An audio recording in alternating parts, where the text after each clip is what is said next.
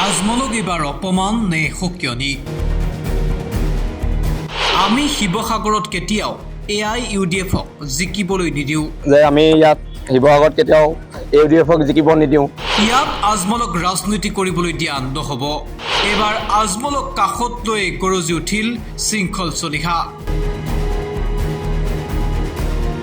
শিৱসাগৰৰ বানপীড়িতৰ কাষত সাহায্য বিতৰণ কৰি এক প্ৰকাৰৰ চৰ্চাত বদৰুদ্দিন আজমল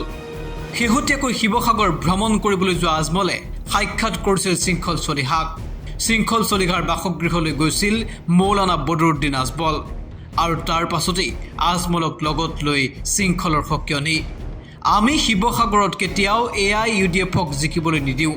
ইয়াত আজমলক ৰাজনীতি কৰিবলৈ দিয়া নহ'ব আমি জাতীয়তাবাদী মানুহ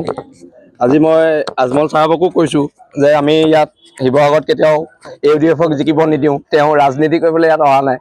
তেওঁ আহিছে জনতা সেৱাৰ কাৰণে আৰু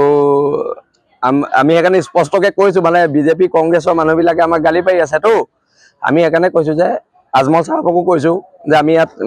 UDFৰ কেণ্ডিডেট জিকিব নিদিওঁ কিন্তু তেওঁ তাৰপিছত এইখিনি সহায় কৰাৰ কাৰণে